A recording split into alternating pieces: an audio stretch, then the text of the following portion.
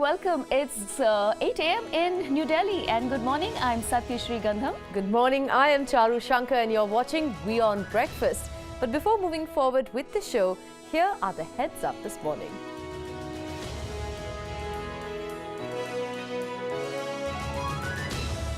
Today on this show, we will bring you a story of Myanmar's Kayan women who are on an entrepreneurial venture to boost tourism in their country.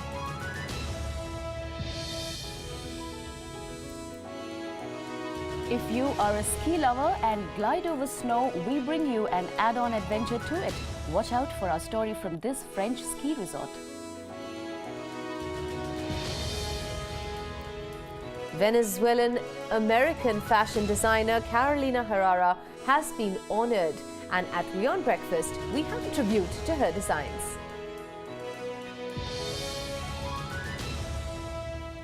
Nidhi Mohan Kamal shares her fitness mantra for home workouts in WION Stretch.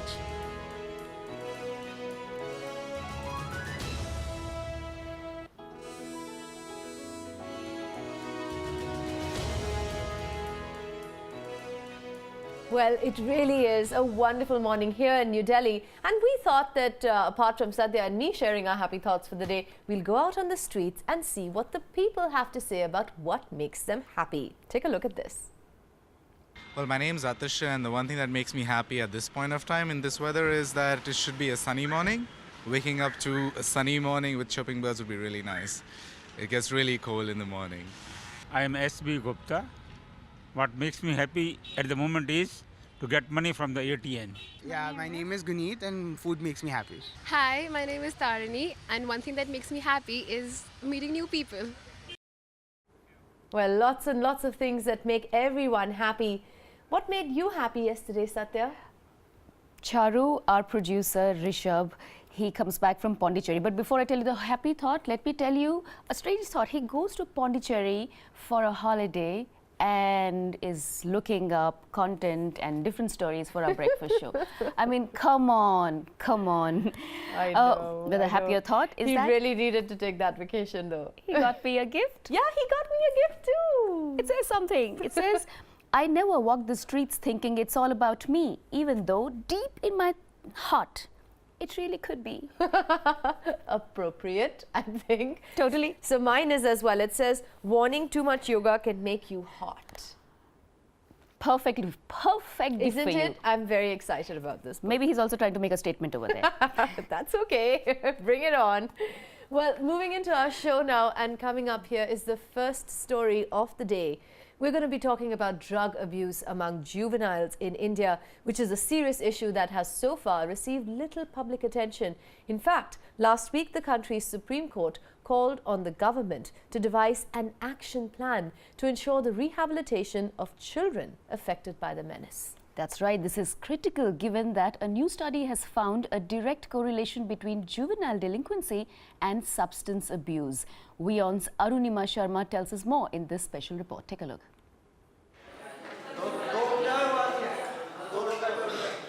"20-year-old Saddam works as a volunteer helping rehabilitate juvenile delinquents addicted to drugs. Theirs is a condition of which he has an intimate understanding. At the age of 9 or 10, I ran away from my home and came to Delhi. Here I struggled for food and money. I used to sleep on the footpath. Then I started stealing things for money. With a lot of money in my hands, I started consuming drugs. Slowly and steadily, my addiction grew. I used to spend 10,000 to 12,000 rupees every day for buying drugs. सुबह शाम पीते ही रहता था एक दिन का 10-12 हज़ार रुपए का खर्चा होता था एक दिन का Saddam's addiction eventually led him into the world of crime. He was, however, fortunate to find much needed help. After years of rehabilitation, Saddam now is aiding those who are struggling like he once did. A recent study conducted among over 500 juveniles in conflict with the law in Delhi reveals the correlation between drug abuse and delinquency. The study shows that the greater the involvement in substance abuse, the more severe is the violence and criminality. अधिकतर बच्चे Most of these children first consume drugs and then commit crime. The addiction leads them to commit crimes. They need a minimum of 2,000 to 2,500 rupees to buy drugs every day. Many of these children who are the most vulnerable end up finding themselves in juvenile homes. But even there, it is not necessary that they will find the help they need. Raju, who is also working as a volunteer helping recovering addicts, tells us about the ease with which drugs were available in the juvenile home in Delhi where he was placed. Every drug was available in the juvenile home, be it cigarettes or marijuana. The children used to indulge in gang fights inside the home and no one used to intervene. Raju and Saddam are among the fortunate few who have been rehabilitated successfully. Experts say that a number of juvenile delinquents tend to relapse into drugs and crime. One of the primary reasons for this is society's perceptions of delinquents and lack of acceptance. Tag लग जाता है उस बच्चे पे कि ये criminal है, ये ड्रग्स यूजर है, ये नशेड़ी है, ये सब टैग लग जाते हैं. The tags of criminal and addict stay with these children. This needs to stop. Society should understand that we need to help these children so that they live a better life. फिर से वो एक अच्छे track पे आके अपना जीवन जो है जीना स्टार्ट कर देंगे. हम नशेड़ियों का एडिक्टों का जो है ना एक अलग सी दुनिया हो जाती है. We addicts are made to live in isolation. People do not understand that we have recovered and we should be treated well and given chances to improve. मौका दो, इसके साथ अच्छा बर्ताव करो जो या और भी छोड़े लंबा टाइम तक. India is among the youngest countries in the world. Half of the country's population is under 25 years of age. Ensuring that this demographic dividend isn't wasted requires a serious relook at the country's fight against drugs and a focus on rehabilitating young addicts to become productive members of society. Arunima Sharma from New Delhi, WION. Drugs indeed are a huge problem in our society, not just in India, I think, but around the world. And yeah, there's just, what can I say? I read an article today morning which really broke my heart, which is about how children, especially the street children who are out on the street begging, are very often terribly addicted to drugs and to pornography, and that, I mean, it's a complete loss of innocence, complete loss of childhood for them, because it's just a terrible, terrible world that they live in, and they're just going from hit to hit. In every sense of the word, actually, from hit to hit of the drugs, from, they get beaten, they're terribly treated, and there just seems to be, no way out, and it's really sad. It's very sad, Charu, and it's not just the underprivileged children who you see on the streets. It really extends across to educated, intelligent people who are often given into their temptations to try out one little drug and they get addicted to it for the rest of their lives. And de-addiction is such a hard process. It's a very, very hard process, and in fact it needs a little bit of the higher power to just give us a little bit of that strength to try and get out of this, because it's beyond human. It's like addiction, it's like a disease. Yes, in it fact, really is. I want to say I had this opportunity to visit an AA center along with a friend of mine who was attending regular classes over there. And the thing that struck me the most is the presence, the need for the higher power to, come and help us out a little bit. There's an AA prayer, which I think applies not just to the alcoholics who are trying to get rid of their addiction, but pretty much in general. It says, God, grant me the serenity to accept the things I cannot change, to change, the courage to change the things I can, and the wisdom to know the difference. The wisdom to know the difference between the things you can change and the things that you cannot. Now, how do you do that? Because you are possessed by that. By that substance, demon, really. By a demon, really. It really is. It really is that. It's just such an overwhelming presence over your mind, over your soul. It's terrible. But I do think that art also comes to the rescue here. I have a friend who owns an art gallery in New Delhi who regularly works with Tihar inmates and with other groups and getting children off the street, and they do wonderful work. The Ojas Art Gallery has done phenomenal work in prisons of Delhi. And Satya, you do remember that we've been talking about prisons from across the world which are doing amazing work in rehabilitation and getting people out of this terrible cycle that they, that they seem to be caught up in. So when what to do with your time when you're doing time? We've spoken about this so often. Remember that story from Mexico where prisoners were encouraged to practice their tattoo art into creating designer handbags? And then that band that goes out to spread a social message, social awareness. Yeah, that was from Indonesia. I remember that. Yeah, that's correct.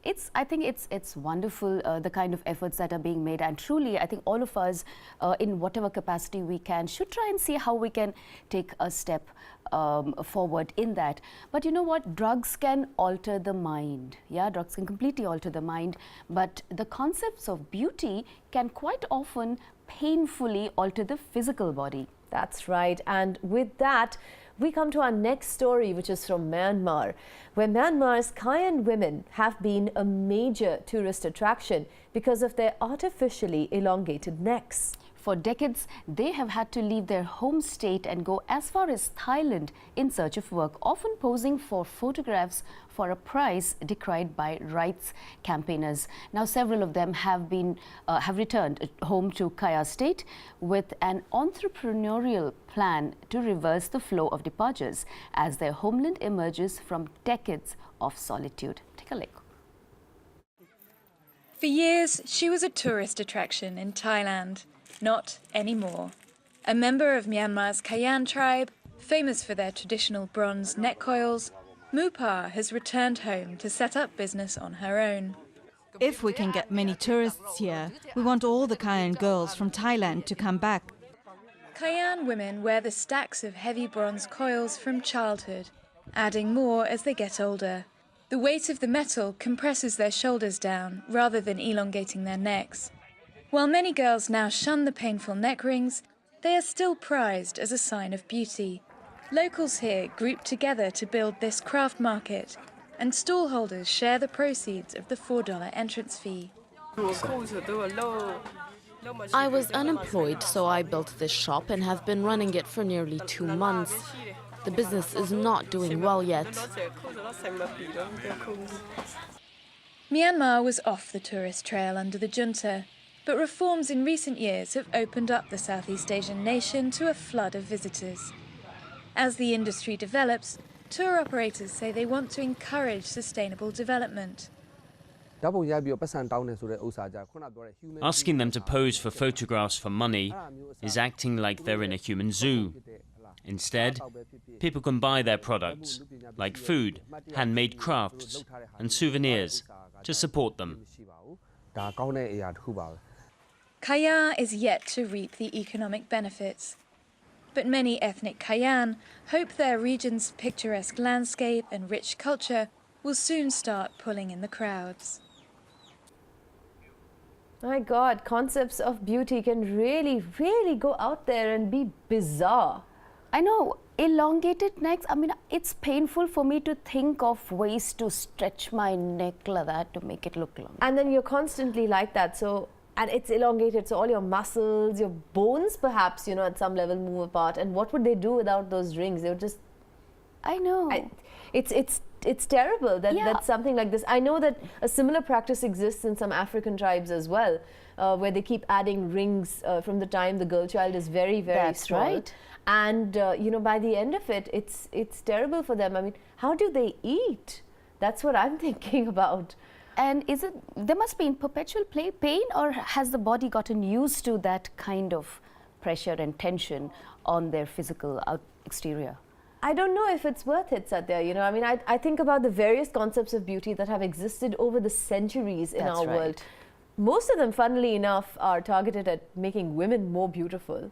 The small feet of Japan, where they would bind up a woman's feet to make it smaller and smaller in China. Yeah. And then you have... I mean, imagine the little child's feet are tied up in some kind of thing, so it doesn't grow any further. And when it does grow, it grows deformed. It grows deformed, and they have a lot of broken bones to deal with all their lives. What is it with beauty and women and making them appear beautiful by altering the physical body? Yes. In fact, in the modern day, I mean, Look at the kind of concepts of beauty that we're still struggling with. The stigma against the dark skin in India. That's right. Fair skin is always prettier and desirable. But that's just a social construct. I mean, it's a terrible social construct to have. But unfortunately, it's just made its home so deep down, into the psyche of the culture. That's right. And you know how we say tall, dark and handsome men? I'm yet to hear tall, short woman or a tall, dark woman or a woman who's dark. Yeah. Come on, how is that not so exciting? Well, things are changing now. I do know that, quite a few people are taking a stand against creams, for example, that claim to make you fairer and in just a few days and stuff like that. There are media houses taking a stand against that. But media being the worst culprit of it all, unfortunately. I mean, look at the other thing. Look at the other terrible things that the modern... Anorexia, for instance. Anorexia, dieting, diet control, getting that perfect size 0 body. Like, what is the infatuation with that? And then you just demean a woman for not having that, for eating too much. It's not even normal. It doesn't make a person stay normal. No, for that matter, there's size 0 on one hand, and then the silicone implants to sort of exaggerate certain features of a woman's anatomy. I mean, it's terrible. We can go on and on. But there are stands that have been taken, Satya. There are actresses who have stood up for this cause. That's right. I believe Priyanka Chopra decided to stand up for it and was proudly featured on a magazine cover. And she talks... Go girl. Yeah, she talks nice and loud about this cause. So yeah, awesome. Concepts of beauty can be actually not beautiful at all. And that's very heartening to know that there are some voices which are talking about this thing not being such a cool thing. Come on, we're a progressive world. We've got to think beyond beauty, there's beauty of the mind, there's beauty of thought. Yes. On that lovely thought, let's Amen take a very short break.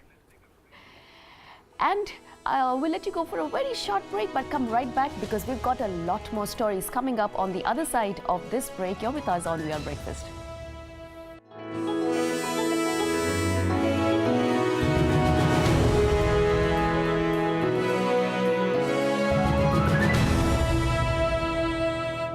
Welcome back. You're with us on WION Breakfast, and it's time now to take you across the world over to Nairobi, where Nairobi Classics, a new Kenyan association, has brought the best musicians from around the world to the Kenyan capital for a series of concerts. The funds raised will be donated to Ghetto Classics, a music group based in a slum, teaching classical music to children. Take a look. Tempting the kids off the streets using classical music. This is the aim of Ghetto Classics, an association launched in 2009 in Korogocho, one of Nairobi's largest slums. It's now teaching more than 300 children to play a musical instrument. They're out of trouble, they're doing good, they're dreaming big, they want more, the community themselves does admit that Ghetto Classics has been the most impactful program because of the skills that we teach the kids, that they stand out as mentors to the other children. Pavel Timofeyevsky, a world-renowned pianist of Russian origin, has come to perform a series of concerts in Nairobi. The proceeds will all go to funding music education for underprivileged children in the Korogocho slums. On his first visit to the country, Timofeyevsky was keen to meet Kenya's youth.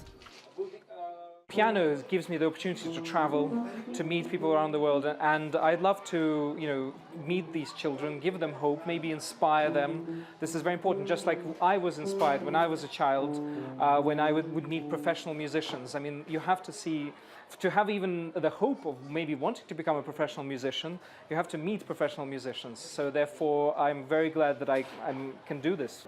Eric first became interested in music in 2009, thanks to Ghetto Classics, starting off as a singer and then as a saxophonist. And for the first time in his life, he was able to play a duet with a great musician, a moment he will likely never forget.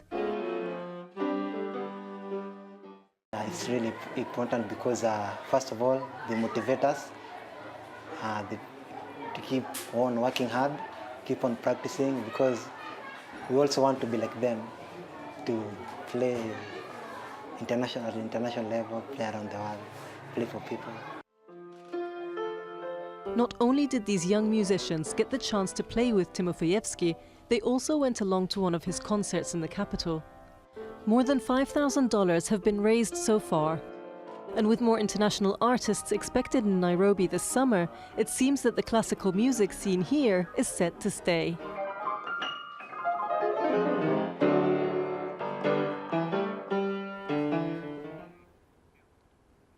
Wow, what a great story coming out there from Nairobi. And you know, Satya, there are many reasons why I love this story. I mean, Sure. hey, look at those children. Look at their faces, those gorgeous smiles. They just look so happy. I know. And this is, you know, the kind of happiness that you get by practicing the arts is something that makes your soul smile, you know, makes your heart smile. Somewhere deep down inside, it does manage to touch you and affect you and move you. And it was so nice to hear the testimony of so many children. I agree. But that's not why I love the story. What I loved about this was this person coming in and saying, you know, I was someone who benefited by learning music when I was in the ghettos. And so now I want to spread that joy, and I want to be the next teacher to the next wave of children.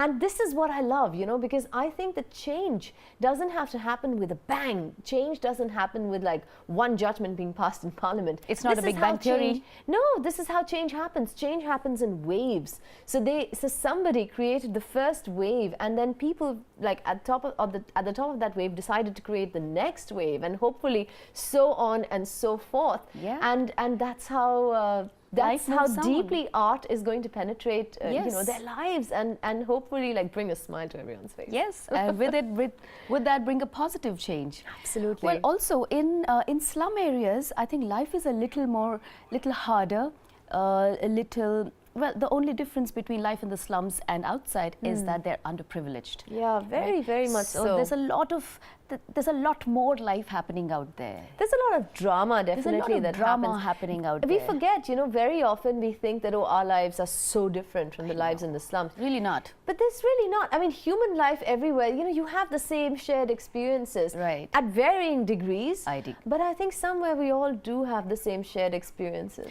That's right, and that takes me to a similar situation in Mumbai, our western city, where a group of slum dwellers, they've gotten together and they've formed something called a gully gang. Oh, they formed a band, have they? They formed a band. It's called the Gully Gang. And so this is a similar story where a band of friends from the slums of Mumbai came together and started rapping. Their music was all about life and struggle of slum dwellers.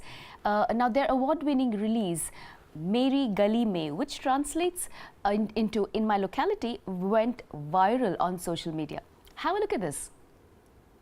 का खास मेरे गली में पूरे शहर की आवाज मेरे गली में रे आती है नमाज मेरे गली में मापे गाली तो चमक मेरे गली में अब पुलिस आई लगी वाट मेरे गली में एक नंबर सारी बात मेरे गली में अच्छा वो निकली तेरे गली से पर अब वो मेरे गली में ओ मेरे गली में गली गली गली में ओ मेरे गली में गली गली गली में तेरे शूटरों का खास मेरे गली में और पूरे शहर की आवाज मेरे गली में ओ मेरे गली में गली गली गली में ओ मेरे गली में गली गली पुलिस आई लगी बात मेरे गली में एक नंबर सारी बात मेरे गली में देखो तो इधर मेरे गली में है घर छोटे छोटे लेकिन जरा देखो दिल में है जगह बेशुमार दे पुकार कभी भी गली से मदद देने को तैयार गरीबी चलेंगे लेकिन फरे भी करेंगे नहीं जले भी तलेंगे लेकिन पटेली रुकेगी नहीं जहां भी चलेंगे बोले हटेला झुकेगा नहीं Well, look at that. A whole bunch of guys having a great time. I know, it's like rapping. Well, on that note, we're going to slip into a quick break, but we're going to come back with the headlines. And of course, we will be reading between the lines of the newspapers this morning, so don't go anywhere. You're watching WION Breakfast.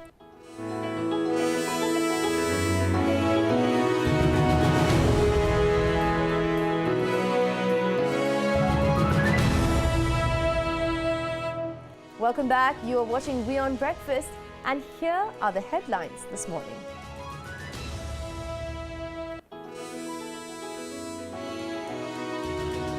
German police intensify search for a young Tunisian in connection with the truck terror attack in a Christmas market on Monday. Reports say he was arrested earlier this year but released. Turkish President Erdogan says a member of the exiled cleric Fethullah Gulen killed the Russian envoy in Ankara. Don't jump to conclusions yet, says Russia. Protest against President Joseph Kabila intensifies in Congo. At least 26 protesters killed in clashes. Investigators scanned the site of explosions at the fireworks market in Mexico, where 31 people were killed on Wednesday. Grieving families wait for a DNA match to identify bodies. Blinding smog chokes Chinese cities. Schools shut in some areas, flights and road services disrupted for the 6th consecutive day. Congress leader Rahul Gandhi repeats his graft charge at Indian Prime Minister Narendra Modi. The ruling BJP hits back.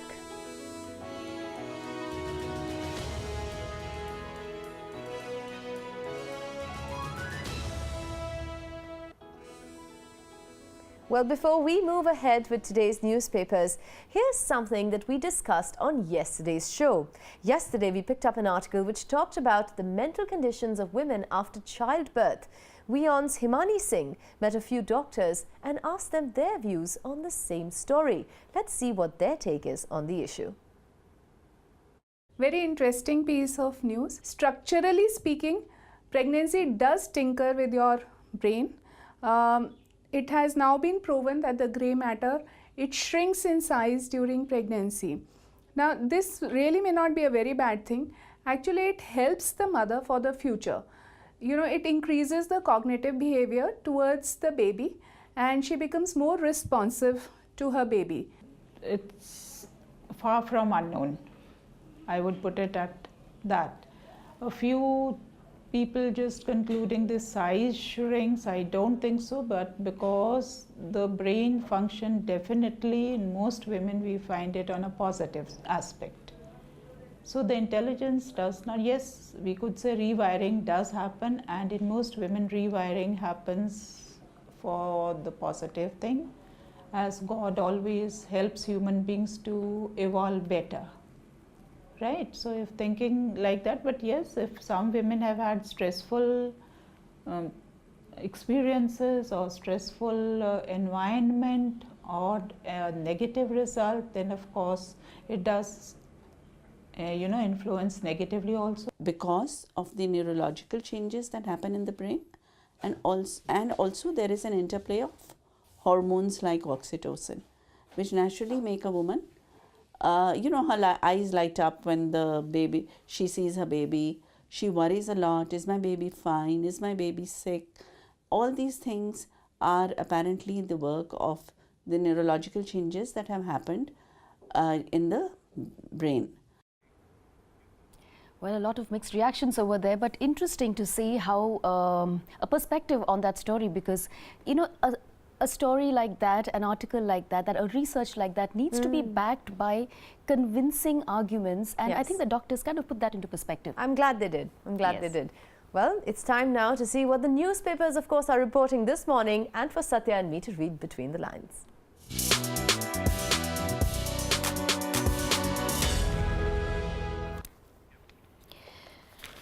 Charu, I'm looking at the Mint, and I have this nice article on page 17 by Biju Dominic. Okay. Can punishment change human behavior? Oh, that is an age-old debate, isn't it? I do not even have to read the article, but it is a topic that can get anybody's imagination going, and I wonder if there is ever any solution to that. But Dominic says, he talks about behavior by brain. So do punishments deter more wrongdoing? Do punishments actually reform an offender? Given the present context of one of the most significant initiatives in the history of independent India to fight corruption, the answers to these significant questions assume huge significance.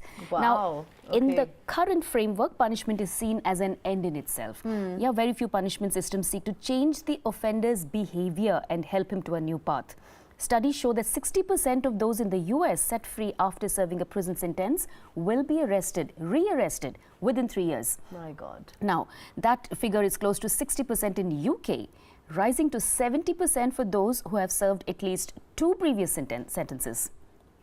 Now, can we develop a punishment system whose ultimate end is to change the behavior of the offender on a sustained basis? Now, we often see that the way we are fined while jumping the traffic signal or even driving under the influence, there is a monetary punishment to it. Yes. Yeah. Now, how does it work? How does the monetary punishment work? If you have money, keep throwing out money and keep repeating your offenses. That's what a lot of people do. Yeah. So for most today, for most wrongdoings ranging from jumping a traffic signal to spitting in public places to driving under influence of alcohol, the punishment is almost always an economic one. That's true. Monetary fines, economic disincentives tend to trigger cognitive evaluation of non-conformity. That's very, very natural. Yes. Yeah. Okay, I will do it again and I will pay you more money for it. Right. You know, how does one actually stop that? So in medieval times, both the judicial process and the punishments were almost always public. Right, It was public flogging, it was you know, blood for blood as the pre-medieval times. Yeah, an eye for an eye, yeah. Exactly. So today the whole legal and punishment processes have moved to the confines of the courtroom. So that's really the only difference. Now, getting a person to make a commitment is one of the surest ways to inculcate new behavior. Okay. Can the new punishment system seek a commitment from the offender that he will not repeat his crime?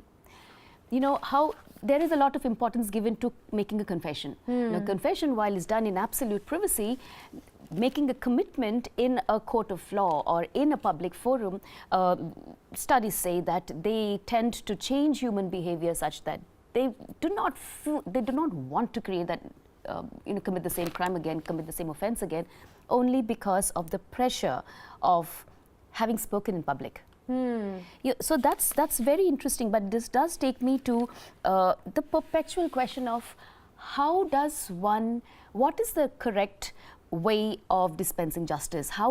What is a punishment to something like the 9/11, which is just so etched in our minds? I was just thinking that. I mean, you know, when someone has committed a crime which just seems to be so unforgivable, then what exactly is it that you're looking for? Aren't you just, sometimes you just want to just punish, and do we essentially, are we always looking at reform? Even that is a question. Yes. What is it that society really wants? Does society want to punish, or does society actually want reform?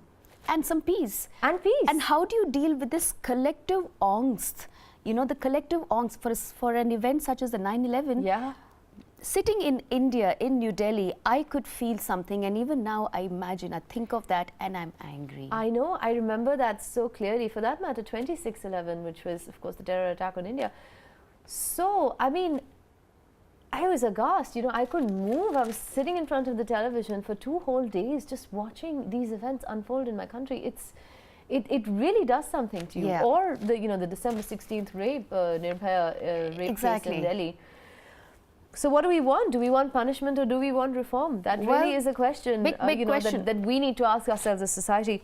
Well, I have an article here from the DNA. It says, scarred women bake away their woes in a Chennai cafe. And it's strange, Satya, that this story, I'm talking about the story right after we talk about punishment and reform, because this is actually a story about reform. Marked by scars, the staff at the Writers' Cafe learn new skills to forge financial independence. The Writers' Cafe in Chennai is hiring women who have in some ways been terrible victims of violence in abusive marriages. A lot of the women here have deep scars that are running down their faces and necks because they have, well, one of the victims here, Asma, poured kerosene on herself and lit a match after reaching breaking point in an abusive marriage. So these are attempted suicides, obviously, which have left them, which didn't go through, or perhaps they were never meant to go through. Like Asma herself in this article admits that she was not hoping to die. She was simply hoping, you know, to create a deep enough scar to actually get some sympathy and some love from her husband, who would otherwise just beat her, which she didn't get. And so she, you know, and of course now with her burns, is finding it extremely difficult. Now this is a cafe that actually hires these people who have, women who have been victims of violence, and it trains the women to bake cakes. And it says Bake that cakes. now here is, you know, punishment versus reform. Is this not reform? Is this not showing them another way? Is this not pointing them towards another direction? Women who thought that they had lost everything, women who were ready to immolate themselves, you know, kill themselves. So it says here that their aim is to create a positive workplace where the women are not judged for past actions. We were just talking about the judicial system. We were just talking about judgment. Don't we judge ourselves? Isn't that another way of creating our own prisons? We carry those around everywhere. That's right. That's right. Well, talking about baking, I have a story on some imagination. Okay. Baking your need. imagination. Baking your imagination. Because Dipanta Nath in the Indian Express says there is some need for imagination. Need. That's right. Is there a connection between art and bread? Home baker Sujit Sumitran shares the do's and don'ts. Too many puns there. Pun I know. overload. So, culture isn't the only thing common to art and bread. Over 1 hour at the Serendipity Arts Festival in Goa, Sumitran showed that making or eating bread is like creating or savoring a masterpiece. We talked about the Serendipity Art Festival in Goa some time ago, which is on till 23rd of December. That's tomorrow. Sumitran spoke about the connections between art and do's and don'ts of baking, and in the context of baking being an art in itself. So even if you have been baking for years, every time you open the oven to take out what's inside, you pause and you say, I hope it turns out right, because you will never, ever be 100% sure. He said that's why baking bread is often called an alchemy. An alchemy. I like that. And that is so true, because you know, there's only that much that you can do when you put something into the oven. You make sure the batter is right, you know, you prepare everything very carefully, and then you wait for 1 hour while, you know, the heat and the soda and everything does its work. So yeah. And then when the aroma of baking just spreads across the room, it's heaven. Something else. It's heaven. What can you know, I we say? should start baking for WION Breakfast, don't you think, Satya? I totally think we should, and we will. I think we should totally incorporate some food into our breakfast show.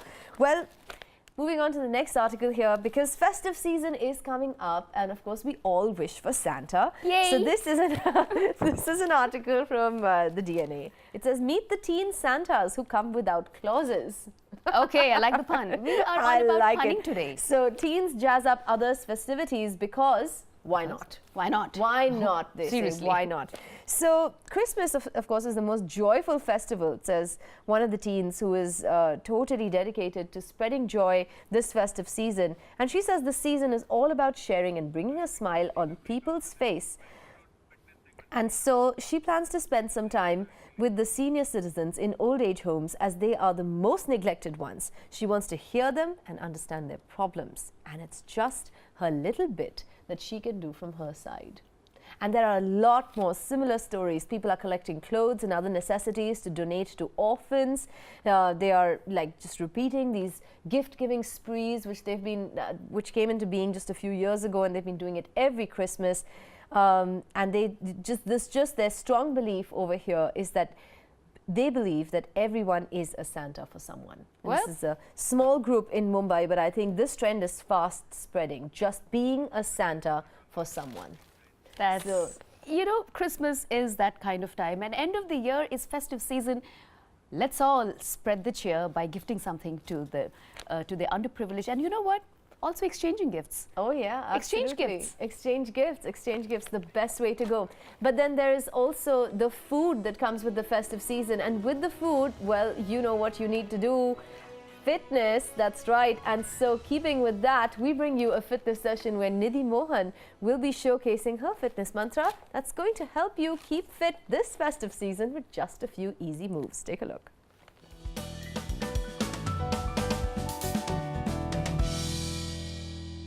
Hi, welcome back. So if you are somebody who spends most of their time at work rather than home, or don't have time to go to the gym at all, Here's a workout that you can do at the comfort of your office and squeeze this workout in your lunch break. And all you need for this workout is going to be just 2 bottles of water. So let's start. So before we start, we're going to be primarily focusing on the upper body, and before we start, let's warm up a little bit. So we'll start with some dynamic stretches for the shoulders. So we tuck our arms inside and put it back.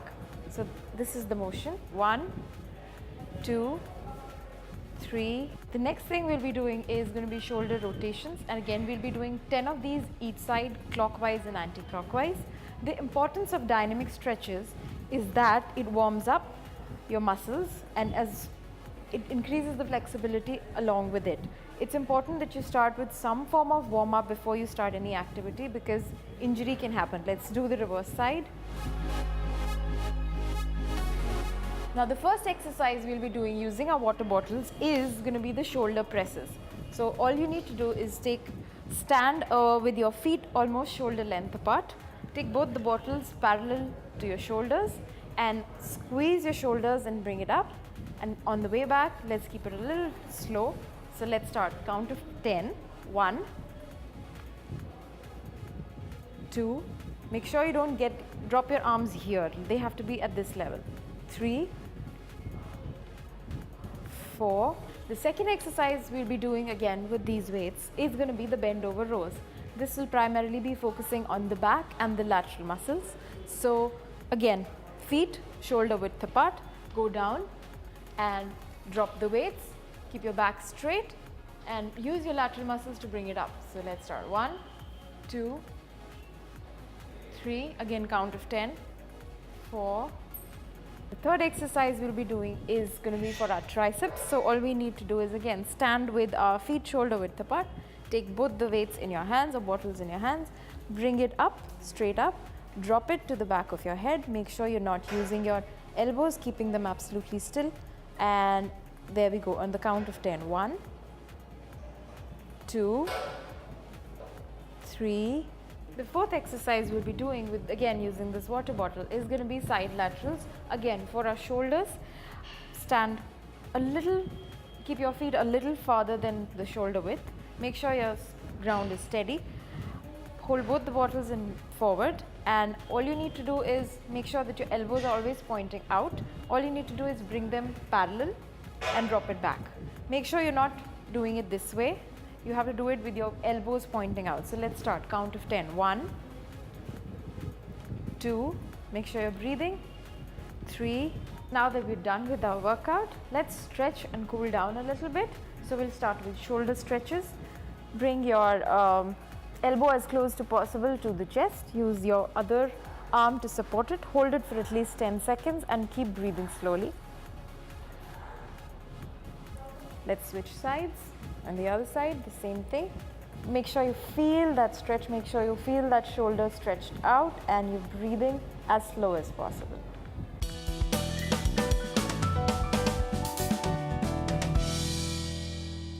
Yes, keep fit at home, keep fit at work, keep fit everywhere. That's a lot of food we're going to be eating this Christmas season. Well, with that, we will unplug ourselves from this. And Charu, you want to say a quick closing word? No, I think just be the Santa without the claws. I think that's really what I'm taking away from this show. But that's all we have for you this morning. With that, we're going to be taking a close here. Keep watching WION Breakfast. We'll see you tomorrow. Do connect with us on Twitter via WION Breakfast. I'm Charu Shankar. I'm Satya Srigandham. See you tomorrow at 8 a.m.